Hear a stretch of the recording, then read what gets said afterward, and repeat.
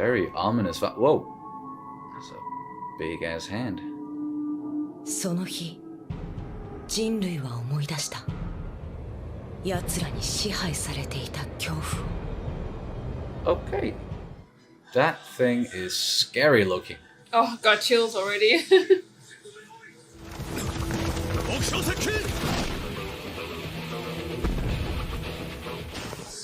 Awesome music already.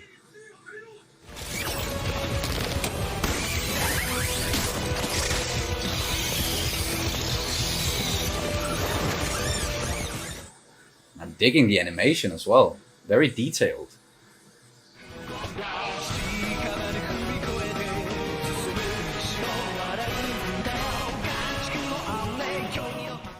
Alright.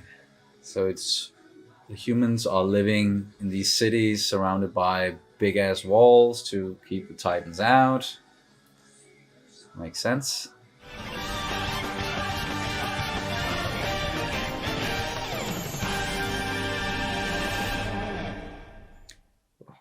Intense.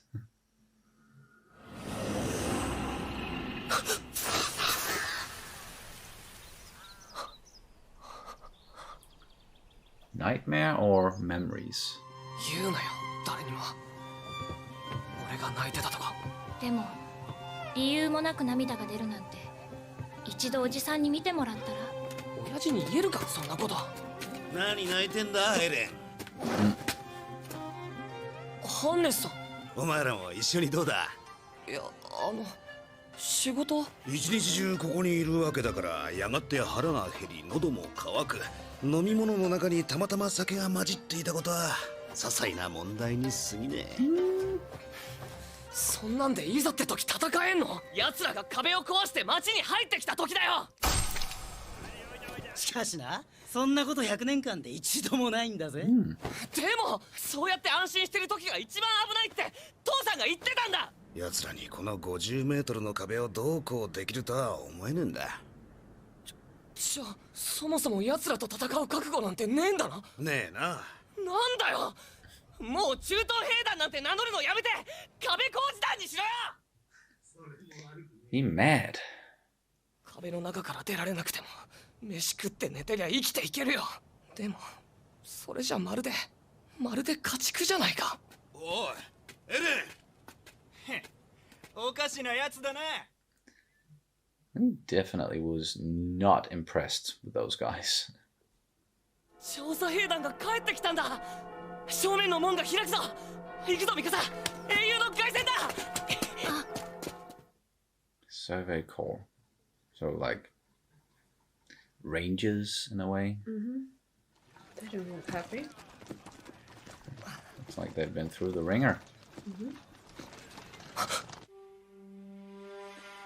Oh shit. Suffered some losses. 息子がモーゼスが見当たらないんですが、息子はどこでしょうか。モーゼスの母親だ。持ってこい。Bring it? Bring what? What's left of him? Fuck. Yeah. 何か直接の手柄はなくても、息子の死は人類の反撃の糧になったんですよね。今回の調査で我々は今回も何の成果も得られませんでした。ただいたずらに兵を知らせ、奴らの正体を打ち止めることが。 Wow. Yeah, that must be infuriating. 俺じゃ俺らの税で奴らに餌をやって太らせてるようなもんだ。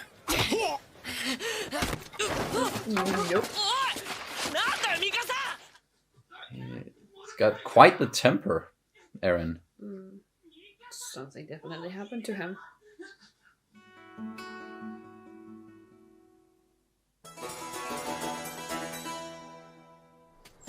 Okay.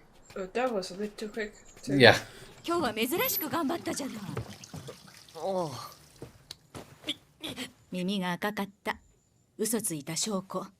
ミカサに手伝ってもらったのね。if you pinch them, aren't they going to turn red no matter what? エレンが調査兵団に入りたいって。ミカサ、言うなって。エレン、何を考えているの？何も知らずに一生壁の中で過ごすなんて嫌だ。ここで誰も続く人がいなかったら、今までに死んだ人たちの命が無駄になる。そうか。ちょっとあなた、エレンを説得して。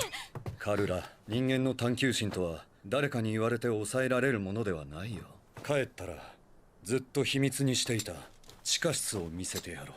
本当に？That makes me think he's not coming back. ミカさん、あの子はだいぶ危なっかしいから、困った時は二人で助け合うんだよ。She seems like way more calm, tempered. 言い返せなくて殴ることしかできないんだろ。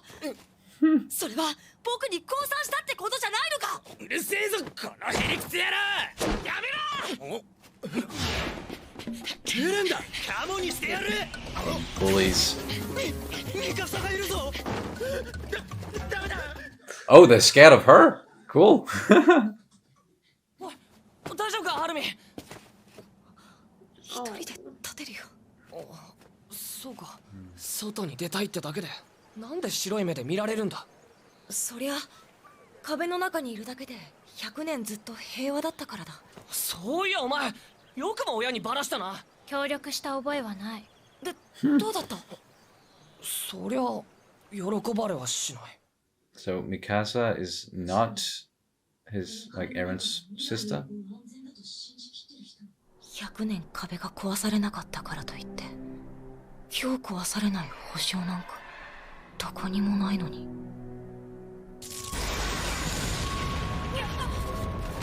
And then it happens? Really?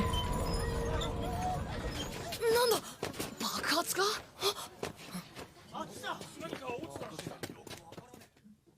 Something fell from the sky? Is that? Oh, okay. So that's what we saw at the beginning.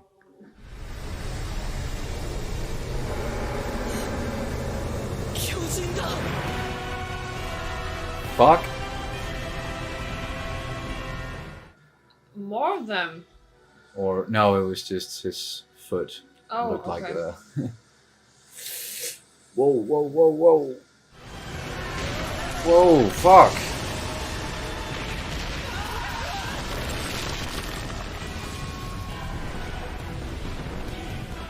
Oh, and there's a lot of the smaller ones behind.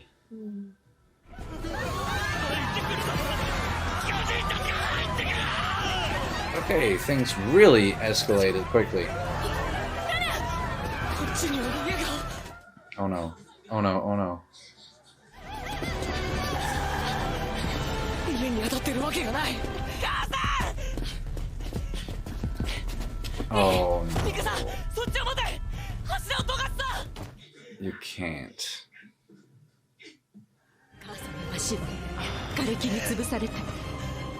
ここから出られたとしても走れない。やだ。このままじゃ3人とも。俺は巨人をぶっ殺してきっちり3人とも助ける。 You will? 俺は俺の恩返しを通す。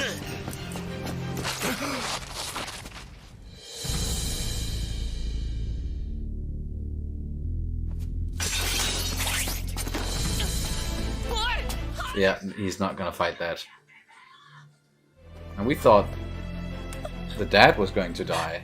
This is... Come on, really?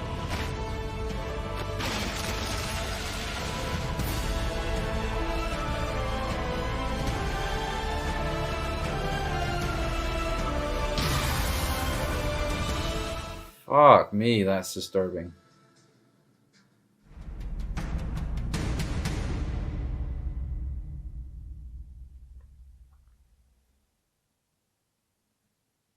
Damn. Fuck. Alright, that was episode 1. I did not see that coming at all. I knew that we were going to get into some brutal stuff here and there. And I probably also knew about the fact that the Titans, they eat the humans. They also told us in the episode. But fuck me, things took a turn when that very big, scary looking Titan fell from the sky and knocked down the walls, and then the smaller ones could get in and wreak havoc. And yeah, I'm guessing Eren is at least one of the main characters, lost his mom in the first episode. That was really tough to watch. So tough to watch.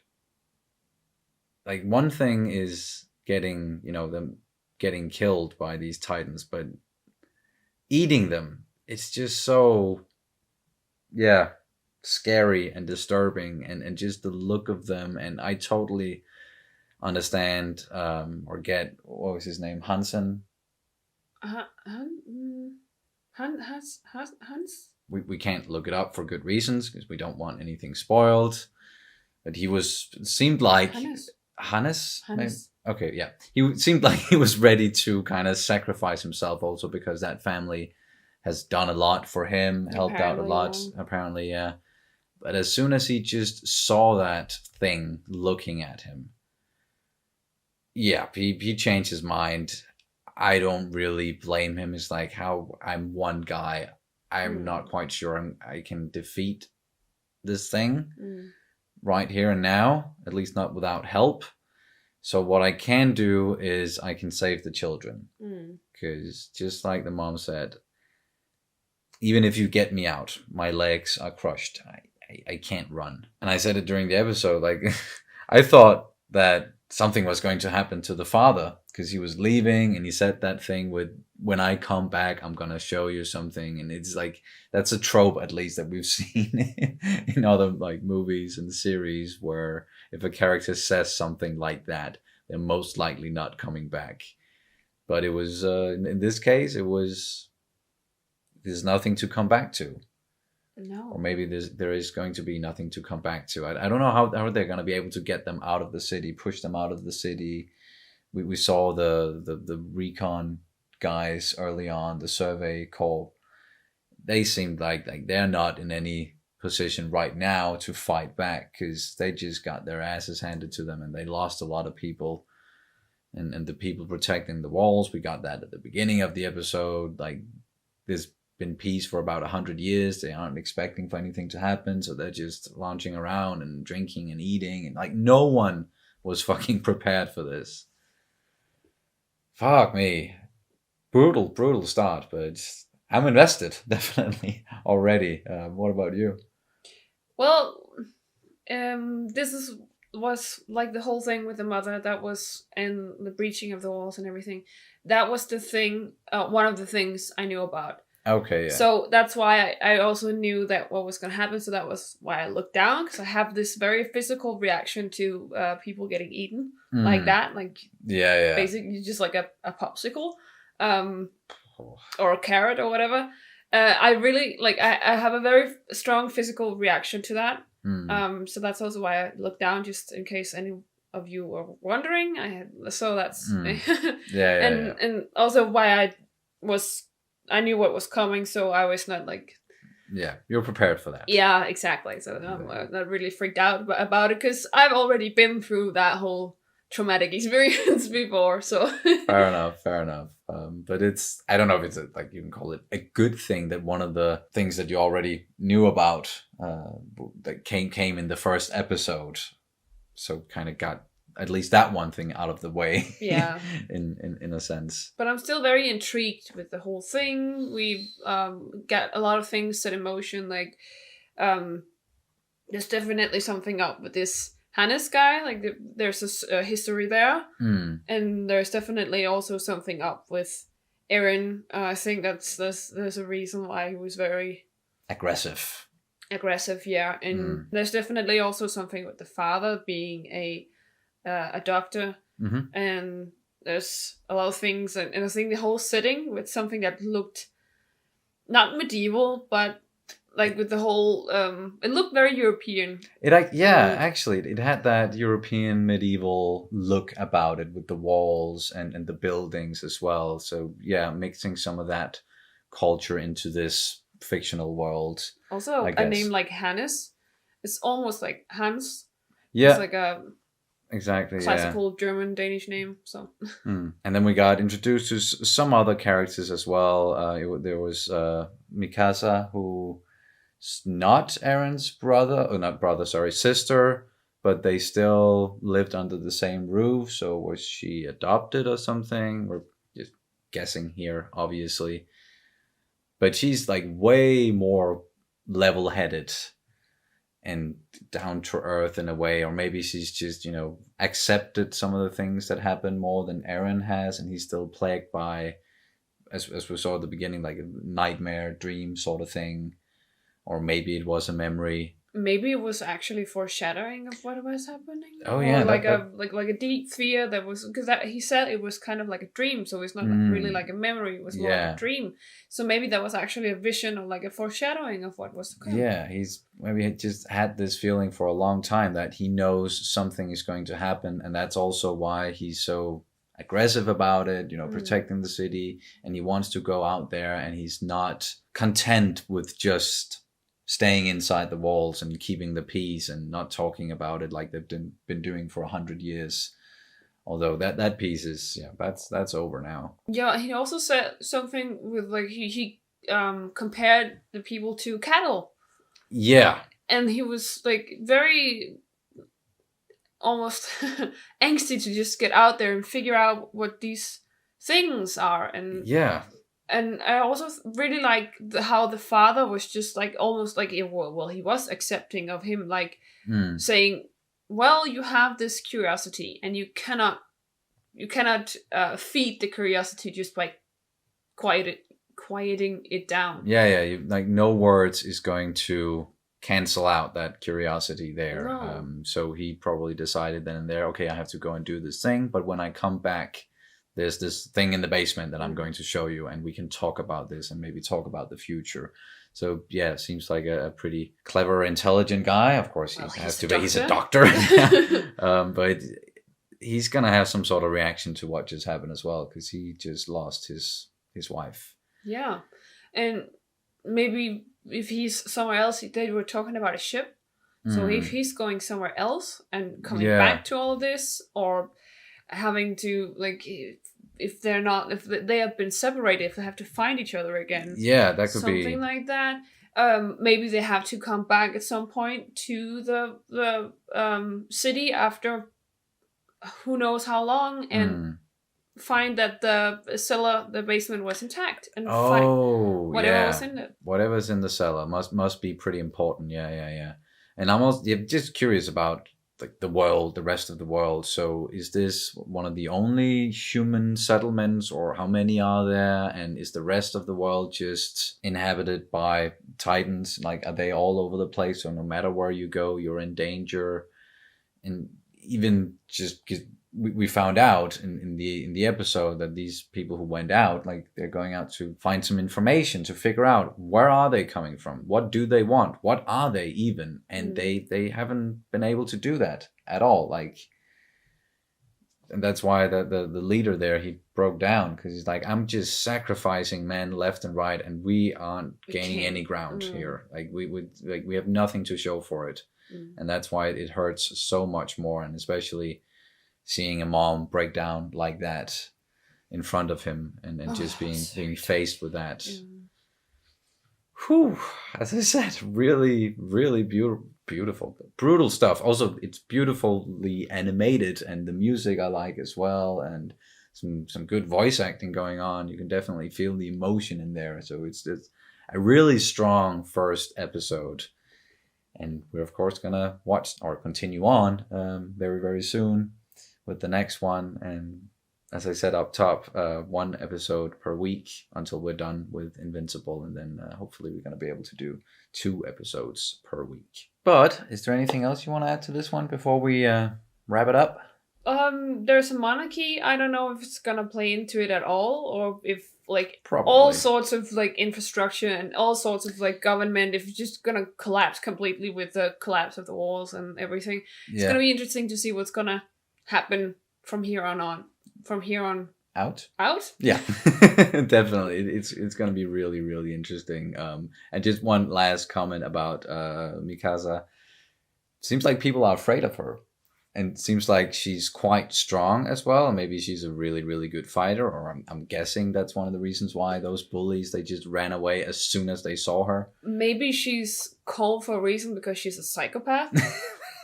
I don't know. We don't know yet, of course. But very, very intrigued by this first episode. Cannot wait to continue.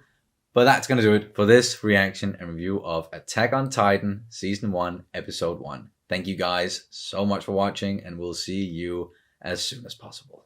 Bye. Bye.